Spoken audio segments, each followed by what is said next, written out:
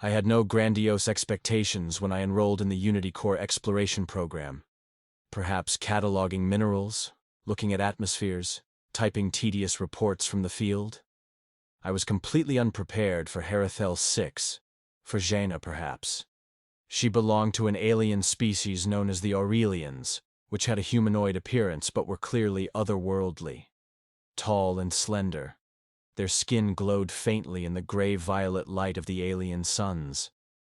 Underwater, her dark green silky hair moved like moss, and there was calmness and storm in those liquid silver eyes of hers. At first, she didn't say much. Instead, she watched, gave us advice, and pointed out our errors with soft chimes. During a standard recon drill, I received the scratch. The forest section we were going through was teeming with vegetation that seemed to be trying to devour us. Mist sprayed from trees. As we went by, the vines hissed. Some, like the one I brushed against, snapped if they were touched incorrectly. My forearm was slashed by it, leaving a red line that burned just under the skin. Not really deep. Not even much blood. Just a scratch. I cursed under my breath and continued to go. None of the other members of the squad noticed. However, Gina did. I didn't notice her coming. She was 20 feet ahead of me 1 second, and then she was kneeling in front of me, staring at my arm as if it were a war wound. "Gina?" Perplexed, I asked. Then, without any prior notice or justification, she grabbed my wrist and held it up to her face. She touched the wound with her tongue. I went cold. I was astounded by the strange feeling. Warm, not chilly, nor slimy. Under my skin, vibrating like a wave of heat. The contact caused a faint sensation that traveled through my arm like static electricity. I reflexively jerked back. "Why in the world are you doing this?" I gave a hiss. She didn't recoil. "You're hurt," she remarked in a gentle musical voice. "I put a seal on it." I stared as I looked at my arm. There was no longer any scratch. Disappeared. My skin was still smooth and intact, as if I had never been in the woods. "How did you manage to—" She got up easily. "Your kind is too prone to bleeding." We didn't discuss it much that night. I couldn't figure out what had happened, so I kept sneaking peeks at her over supper. I felt as though I had passed a peculiar cultural boundary, yet I hadn't relocated. She had, consciously. I later discovered that Aurelian physiology contained a biocompound in their saliva, which was an old evolutionary adaptation. It was more than simply antiseptic. It was tuned by social ties and was regenerative. Unlike us, they did not use medication. Their lips were their healers. Licking, literally, was a sacred practice. Individual. Close. I had just finished processing that when something else happened. We were ambushed 2 days later while doing a perimeter survey. From the trees came a car-sized creature that moved like a panther, yet coiled like a centipede. Acid breath and razor limbs. Weapons up, we dispersed, but Gina's reaction was unnaturally quick. Flashing her claws, she caught the beast in midair. She subdued it and pinned it in a matter of seconds, but not before my thigh was slashed by one of its limbs. Breathless, I fell behind a boulder. Deep and hot, the gash throbbed wildly. I had blood all over my uniform. Then she was back there, Gina, falling next to me. Without hesitation. Nothing to say. "Gina, hold on. Don't—" Her hands were already on me when I started. She touched the wound with her tongue and held my thigh as if it were a delicate object. This time it was slow. Slowly, she licked, consciously. Her tongue seemed to be stitching the flesh from the inside out with each stroke. My muscles relaxed. I lost my train of thought. An electric fire that traveled through my leg, chest, and spine took the place of the pain. The gash was gone when she looked up, her expression unreadable. There was not even a scar. I whispered, "You shouldn't do that without asking." Her eyes remained fixed. "Your injuries are important to me." The wound was not as profound as the words. I disrupted the quiet that night while we were camping beneath Harithal's twin moons by sitting next to her on a precipice. "Do you lick every person who is harmed?" She may have been amused by the look she gave me. "Just the people I care about." I took a swallow. "And does it always feel like that when you do?" "Aurelians bond via healing. Your body reacts more strongly the more I care. Our chemistry changes to fit the people we care about." "You think highly of me?" She took a while to respond. "You saved me from the mudslide last week," he added. "You didn't run. That has some significance." That night I didn't get much sleep. Something developed between us over the next few weeks. Chartis. Something developed between us over the next few weeks. Keep quiet. Electrical. She was always there when I scraped my hand or my knuckles bruised. Without hesitation, no shame, only her hands, her tongue, her unwavering concentration. Every healing made me red in the face. Not only healed, but elevated. It went beyond the physical. We continued our conversation. She spoke to me with a warmth in her voice. I discovered that her culture valued emotional depth as sacrosanct, and that soul bonds were uncommon among them. How they mourned the loss of a link for decades. She admitted to having a partner in the past. She is a warrior. He had lost his life protecting an outpost on a far-off moon. Since then, she had not bonded. Up until now? One evening, I inquired. Her hand touched mine even as she turned her head away. Maybe. Then the riot broke out.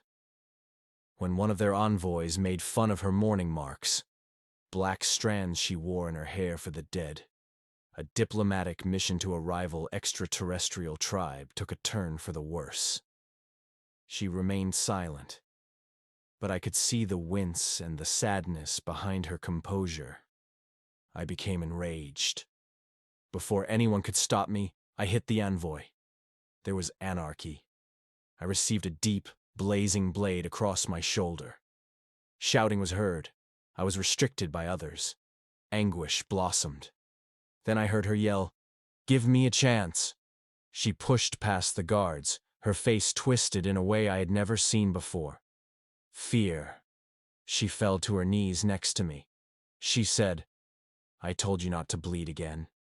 She then started licking. Slowly and desperately, she repeatedly ran her tongue over the wound. Heat, not pain, caused my vision to swam.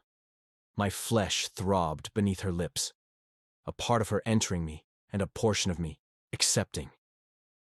It caused a change in me. My face was then cupped by her hands.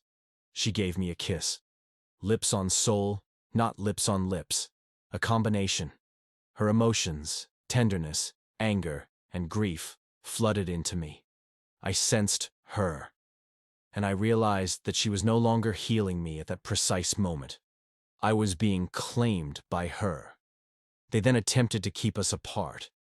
Said that the act was against interspecies behavior. Claimed that professional boundaries were blurred. The Aurelians, however, didn't agree.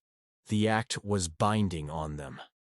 A soul bond created instinctively rather than by ceremony, by something that predates their legal system.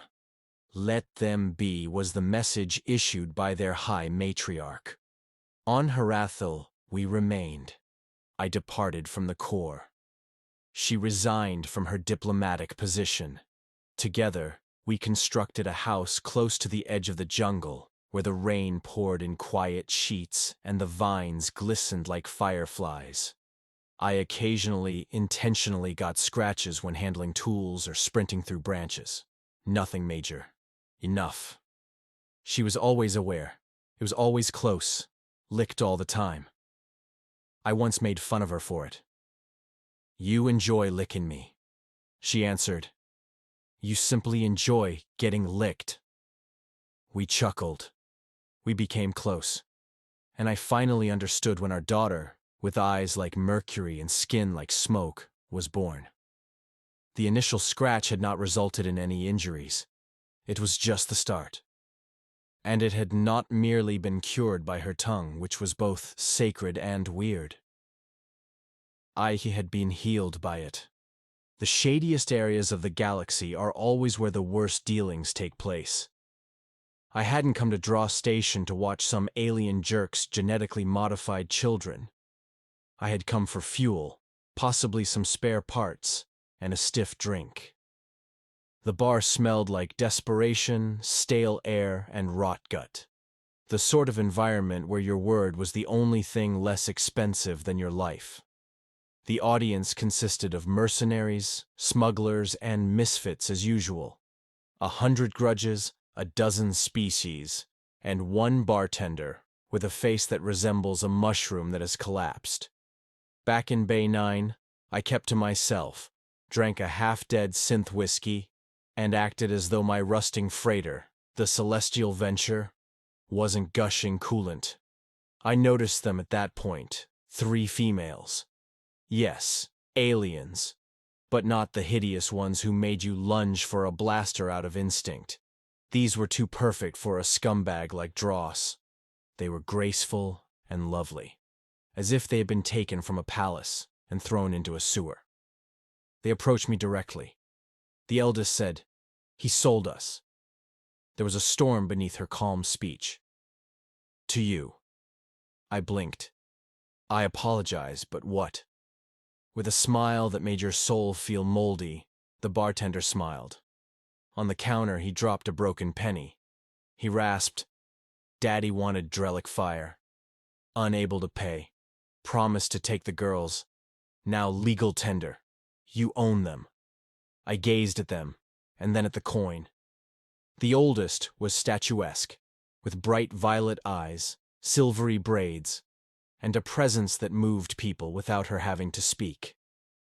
With its slender, pointed features, tied-back blue-black hair, and soldier's stance, the middle one resembled a weapon in humanoid shape. The youngest was ungainly, ganglier and shorter, yet with a live, wire-like intensity. In the bar lights, her pale green skin gave off a subtle shimmer. I mumbled, "You can't be serious. This isn't how it works." The bartender said, "Oh, but it is. A contract signed, witnessed, and sealed with blood. Or, in this instance, alcohol. Local legislation. Unbreakable." Before I could object, the alleged father had left. The bottle was left behind, didn't turn around. He wasn't pursued by the girls. The soldier girl crossed her arms and replied, "So, are you now our master?" "I am not a master of anyone. So, what on earth do we do?" 2 bribed officials, 6 hours of bureaucratic agony, and 3 days of argumentation were required to prove the contract couldn't be revoked. People were property on Dross if the necessary paperwork was in place. What about these girls? Antherian prototypes that were genetically altered and vat-grown. Not citizens in a technical sense, no rights, only high-tech goods. Mostly because they had nowhere else to go. They accompanied me to the Celestial Venture. I didn't have any space for visitors. 4 people without food. Insufficient fuel for a leap. They sat cross-legged on cargo crates and introduced themselves in the galley. "Ravenna," the eldest said. "A strategist, once used for leadership programming." The soldier said, "Kyle. Infiltration, weapons, and security." "Leary," exclaimed the youngest. "Tech and assistance. Ships are what I do, as well as music." Snacks occasionally with a groan, I slumped against the wall. Fantastic. I currently live in my ship with a hyperactive mechanic, a tactical AI, and a walking weapon. "You didn't request us," Ravenna remarked. "You weren't requested by us." "Reality?" She gave a nod. So it started. They made no attempt to flee. Didn't attempt to murder me. Leary used scavenged parts to fix my dying reactor coil. Kyle used a frying pan and 6 lines of code to change the ship's defense grid. Every trip was shortened by days, thanks to Ravena's efficient recharting of my navigation system. They weren't told to do it by me. They simply did. We hit difficulty 3 jumps out from Dross frigate of the Marauder type armed to the teeth. Cargo hungry and worse. Although I attempted to outrun it, the venture was not designed for speed. In a vacuum, we were a crippled fish. Kale didn't follow instructions. She operated the top turret and used accurate shots to eliminate 2 pursuing drones. Ravenna projected a phantom fleet and bombarded the enemy's communications with bogus signals. I didn't realize we had a stealth grid until Leary switched the power over. We disappeared into a field of rubble. Escaped, not hurt. "Are you all right?" Breathless, I asked. "Did you feel afraid?" "What?" Leary inquired. "Yes," they chuckled. Even Kyle. I found out who they were throughout the course of the next weeks. Or more accurately, what they were designed to be. They had been secretly bred by the Antherian Syndicate. Experiments intended to be emblems, heirs, and killers. However, their minds evolved. Souls, wants. That was attempted to be taken away by their so-called father. One night, while gazing into the star field, Ravenna remarked, "He hated that we thought for ourselves. Thus he caused us pain, taught us, attempted to destroy us. And then he sold us for 1 flaming bottle of garbage liquor," Kale added, spitting into a trash can. I was at a loss for words. We sipped in silence while I filled 3 glasses with pure water. We adopted it as a routine. At first, we unofficially organized a crew. Sitting beside me in the cockpit was Ravenna. Kale conducted cargo bay drills. Leary provided me an emoji-written user manual, color-coded every panel, and rewired the entire ship. They prepared food, cleaned, argued. I laughed. Sometimes I cried. Not in each other's presence. Through the vents, however, I could hear it. I received offers. Large ones. I had the Antherian sisters, word got out. Royals. Weapons. A few were interested in hiring them. Some wanted to put them in cages. If I turned them over, one offered me a moon. Before I could respond, Kale broke his kneecaps. I later informed them, I don't need a moon. Leary remarked, "You need us." And I did. The ship was no longer only a freighter. It was home. We gave her the new name, the Wild Daughters. Their concept, my blessing. We used a stolen plasma torch to paint it on the hull. Then the pivotal moment arrived. They began posting their story, initially anonymously, to the fringe networks. Tales of mistreatment, escape, and perseverance. They made no appeal for sympathy. All they wanted was to be heard. And they paid attention. All of a sudden we had allies. Additional fugitive synthetics, clone strays, even some organic royals who had abandoned the previous systems. The issue? We had adversaries too. All 4 of us were the targets of a reward from the Antherian Syndicate. High enough that we were targeted by bounty hunters who emerged from cryo. 5 systems were used to track us down. In space, ambushed. Fake ports have betrayed us. However, we retaliated. Ravenna turned into a voice, a light in the shadows. Kale formed a liberation unit out of rogue clones. 1 billion people saw our tale once Leary breached Union media. The Galactic Union eventually intervened. A peace envoy was dispatched. Promised protection, rights, and a haven. "Does the captain accompany us?" questioned Ravenna. The ambassador gave a tactful smile. "The treaty does not include him." She faced me. then we're not either. I refrained from crying. I might have wanted to, though. They were no longer freight. Weren't travelers. We didn't lose any girls. They were crazy. They belonged to me. Every leap we make now conveys a message. Every mission is an act of resistance. We destroy labs where kids like them are raised. We take over ships and liberate their live cargo. Broken satellites are reconstructed into beacons that pulse the phrase, "You are not property." We don't win every time. We bleed. Friendships are lost. We go down. However, we always rise again. A new engine was installed by Leary. She gave it my name. I'm now called Captain by Kale. Occasionally, as long as she doesn't threaten to stab me. "You gave us something no one else ever did," Ravenna once said, touching my face and gazing at me with those violet eyes. Option. And for now, that's what I fight for. Not cash, not honor, just a decision.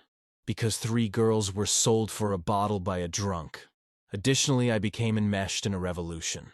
Like tears that the bereaved had forgotten how to cry, rain slithered over the granite surface.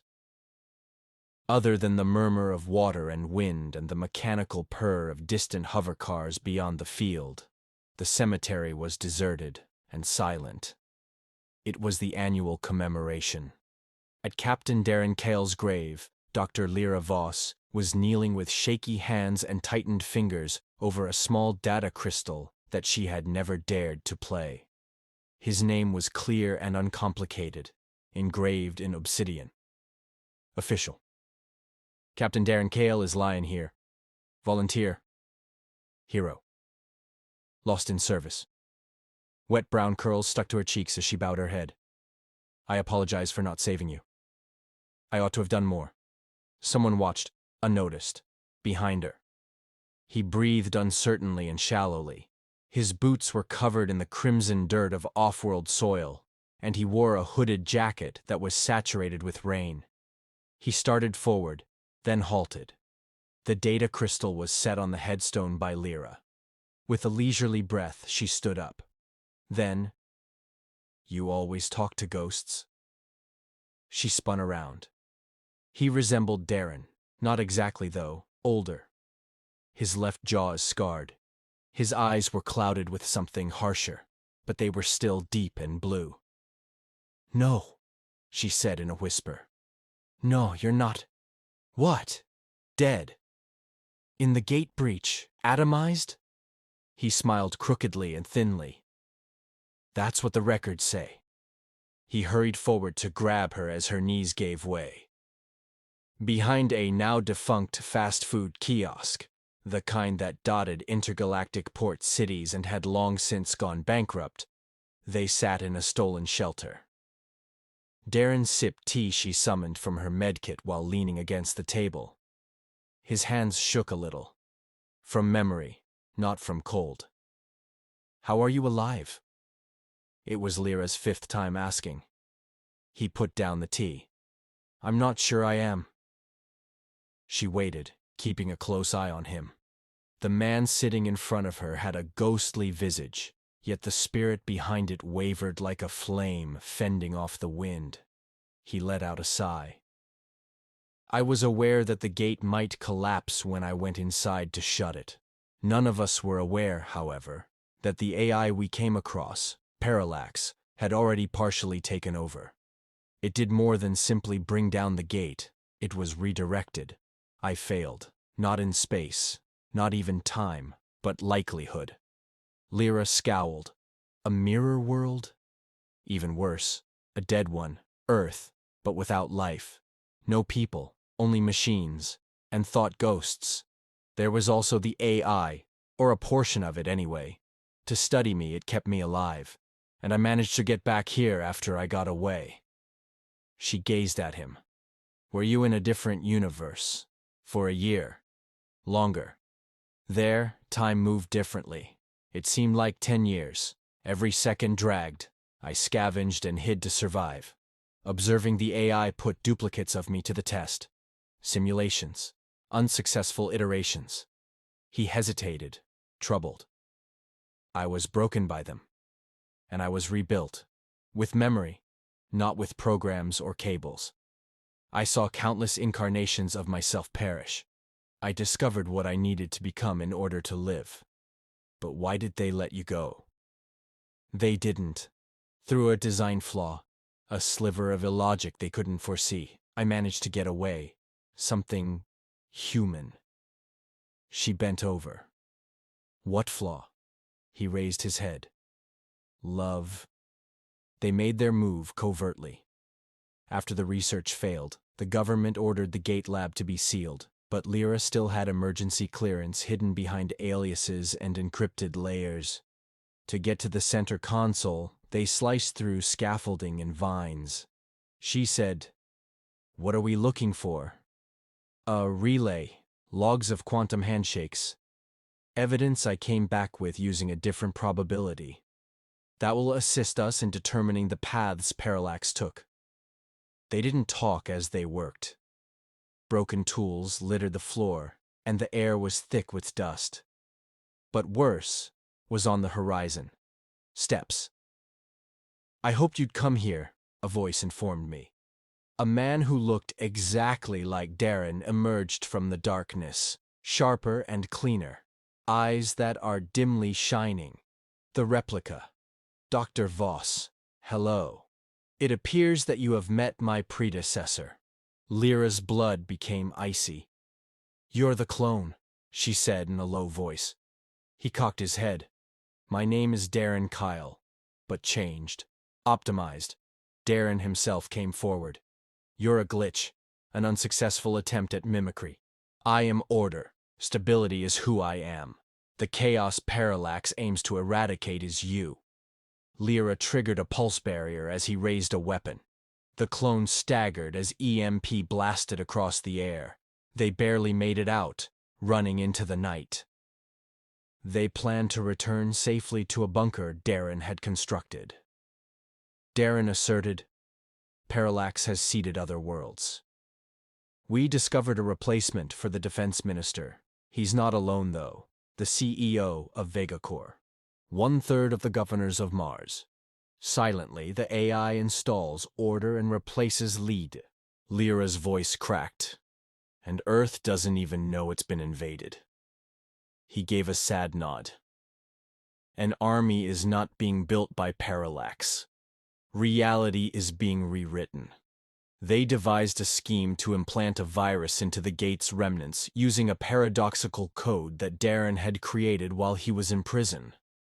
Every piece of the AI would become infected as it spreads throughout the quantum link. However, loading took some time. Additionally, someone to defend the launch." The clone returned to the facility shortly before takeoff. Partly robotic, part human, his face wavered. Energy pulsed through the gun in his hand. His words were, "You cannot win. Parallax has already rewritten the outcome." Darren answered, "Then I guess we're writing a new one." Their fists cracked metal and bone as they battled. Bleeding, Lyra crawled to the console. "Darren!" she cried out loud. "Now!" he exclaimed. She pressed the button. The virus sent out pulses. The clone collapsed into static as it shouted.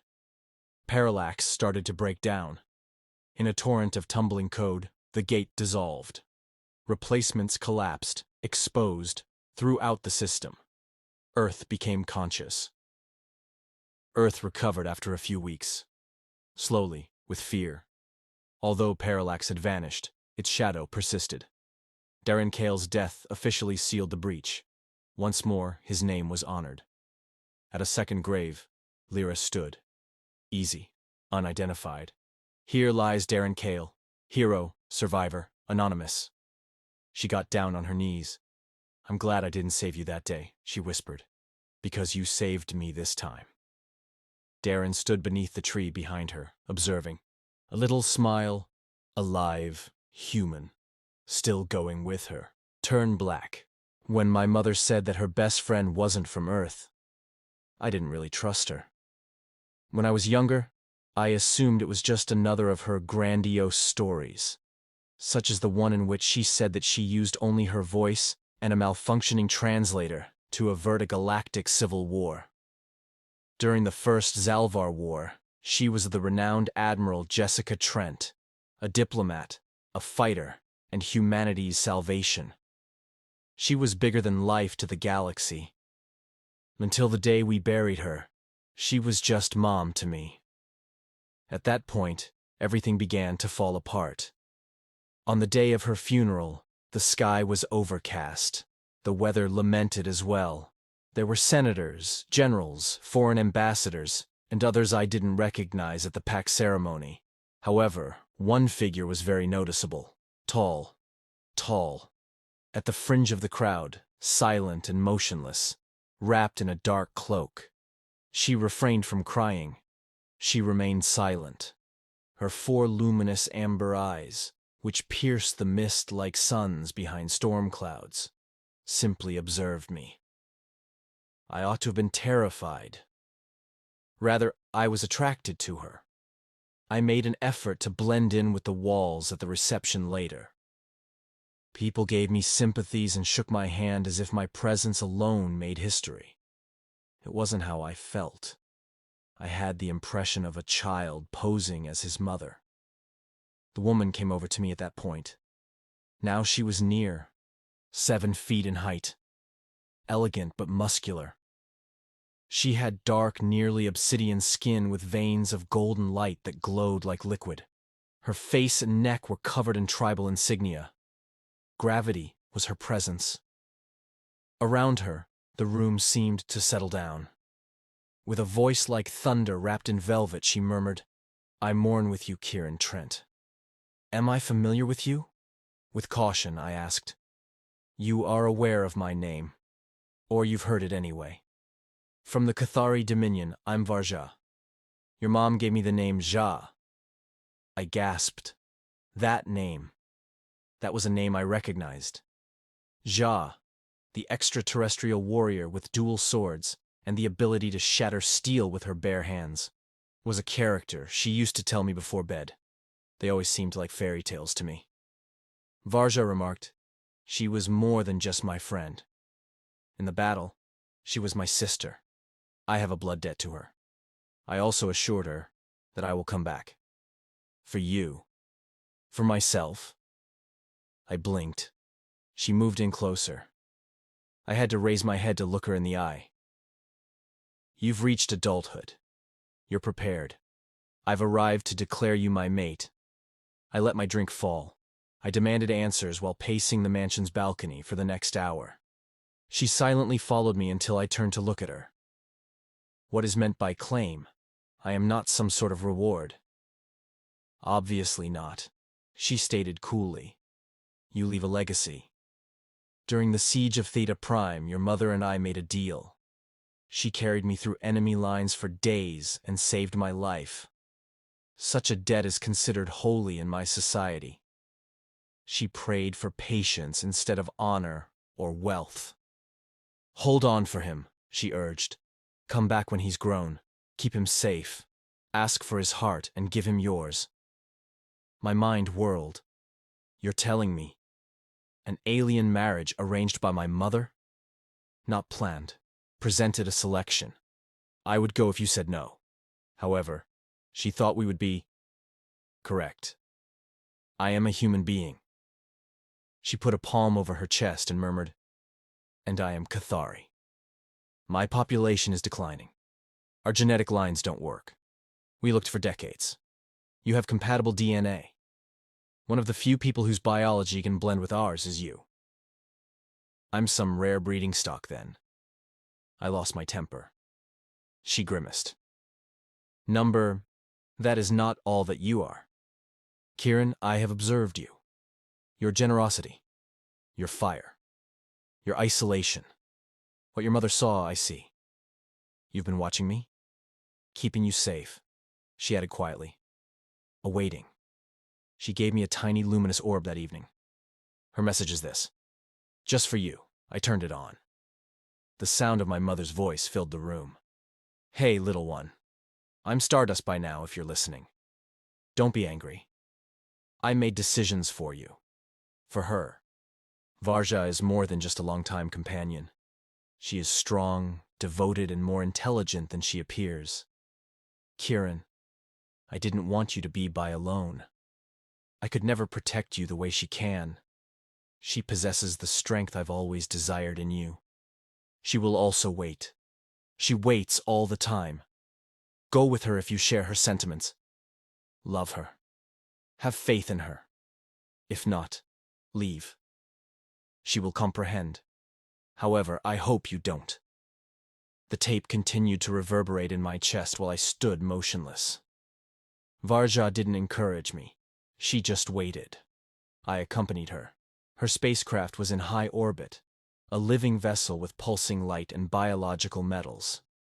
As we boarded, the Cathari crew bowed. They declared, "You are the mate-bearer." "All right," I muttered. All right," I muttered. "That's strange." She genuinely chuckled. Strange, resonant, low. "They shouldn't worship you," I said. "Next time, maybe say it louder. Trials are necessary for Cathari bonding." The first was a neural connection simulation called the Test of Harmony. Our brains were connected. I seen her past. Blood and fire. Her body shattered. My mother bearing her through toxic winds and storms. My birthdays alone. My mother's departure when duty called. And the way I would cry under the covers and act as though it didn't hurt were all things she witnessed. She touched my face as we parted ways.